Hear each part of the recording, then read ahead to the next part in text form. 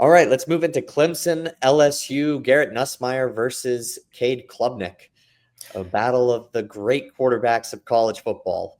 Yeah, I mean, it's definitely a little bit funny to say that those are two of the best quarterbacks in college football now, but I feel like they're great. They're great college football quarterbacks. I don't know if this two will necessarily translate, but beyond that, it is the battle of the two Tigers and the two Death Valleys. So I think that's interesting as well. Obviously, this is played in the original Death Valley in Clemson, and I think that I'm sticking with the fact that home field advantage is so important in these college football games. This is also another game that is a relative pick 'em. I think Clemson has just a better overall team, even though LSU has some great pass catchers and Garrett Nussmeier, who looks to be a Heisman hopeful. So I think that with all that being said, I won't even say I lean Clemson. I think Clemson's going to win this game, but it's definitely going to be one of the biggest matchups, and especially in deciding how the college football playoff will look like. Because I think all three of these games that we're previewing right now have college football implications. Like if either any of these the three teams that lose have a more of an uphill battle to getting the college football playoff, especially because this is only week one. You go into the season with a loss on your record.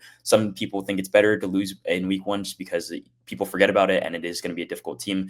But I think that, like, obviously you want to start with a win. So I think Clemson goes into their home stadium, into the original Death Valley, and gets a win here.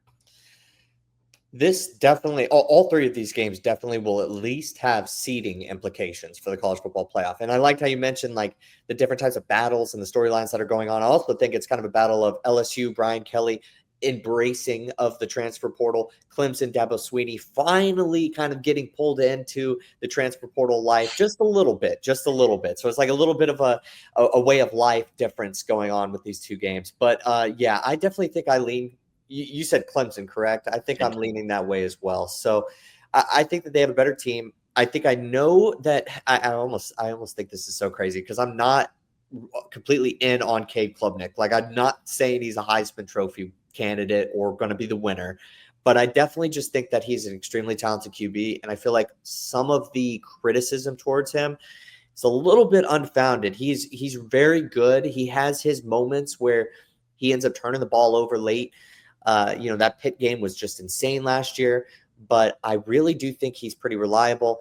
And I like this LSU team. I like Dabo coaching better. I like the defense better.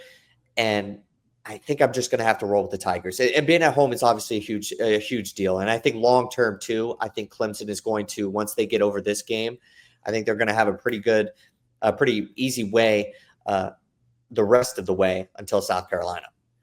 Yeah, I mean, I think there's a reason why Brian Kelly is also on the hot seat. He hasn't won like a opener since he started coaching at LSU, and I don't think that this streak gets snapped at least not this season. Clemson, it is unfair to him because he has had some very tough openers. I think he played FSU twice, and just in general, they've got some really tough matchups where it's at least top 10, top 15 matchups. So, but I just don't see that streak coming to a close here. And with embracing the transfer portal, like that is at least from the Dabo Swinney side of it, he had the 82nd ranked transfer class this season, so not too much, but he did go in and get a couple offensive linemen for Cade Klubnik, and he also got a wide receiver that was rated 4 stars. So he dipped in a little bit, and I also think that it's interesting because in a world where you see everyone transferring out, he does have a way of keeping people at Clemson. He only lost 8 guys to the transfer portal, and the majority of them weren't even starters on that team last year. So he has a good retention with the transfer portal, although he's not getting too many guys. He's also not losing too many guys. I think that this team with another year of growth and just in general, like we mentioned, Cade Klubnik isn't the most elite quarterback anyone's ever seen, but he did start cracking down on some of the mistakes that he was making last year. And that's why Clemson was able to make a playoff push, beat SMU in the ACC championship game. And I think that in large part, that is due to Cade Klubnik's play over the last couple of weeks. Obviously, he had some hiccups in the South Carolina game, that Pitt game, but I think he's a good college football quarterback, and I could definitely see him making some plays in this game.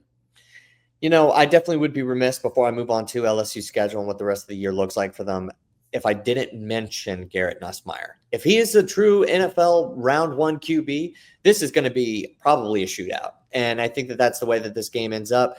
If he is that guy, we're going to know pretty quickly in that game. And this all of a sudden, I think, looks like maybe we weren't correct in picking Clemson, because I don't know if Cade Klubnik's ceiling is maybe potentially as high, if that makes sense. I think LSU's got a ton of weapons. I think if this gets into a shootout territory, I think it could be rough for them.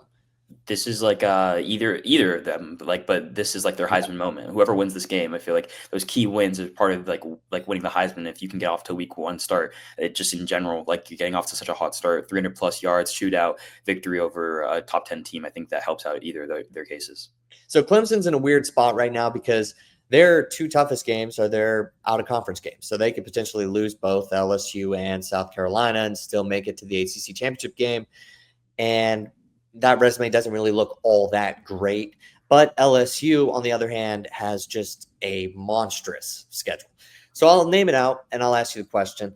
Can this team potentially at 9-3 make it into the playoffs? I don't know what exactly the wins and losses would look like, but I'm just going to name you the ranked opponents that they have so far in the AP preseason poll. Give me home got, and away too.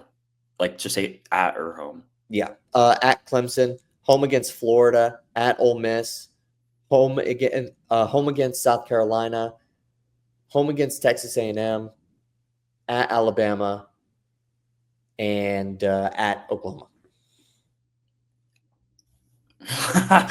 Yeah, I think that it really depends on who the losses are, right? Because if Oklahoma is one of the losses, then it makes your schedule a little bit harder because Oklahoma has one of the toughest schedules, and they probably won't be a ranked opponent, or by the time they get there, and definitely probably not by the end of the season.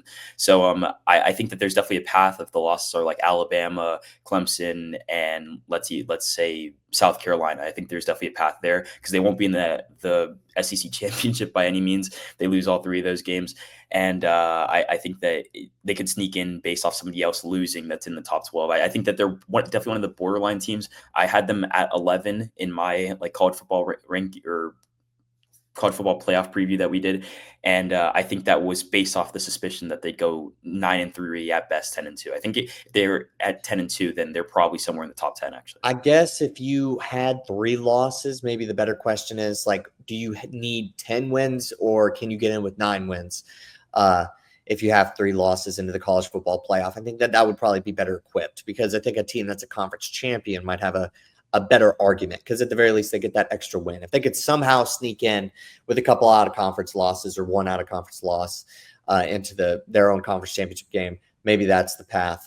So if they lose against Clemson, still live to see another day, which is always what's so great about these out of conference games, no matter how early it is. Yeah, I just don't think that 2 losses at like SEC like team will make the college football playoff, or not college football playoff, the SEC championship game. Yeah. So I don't think that the 9 versus 10 wins thing will even matter. Like the scenario, like in general, would make a good hypothetical, but I don't think that it'll like happen where an SEC team has 3 or 2 SEC losses and still makes it to the SEC championship.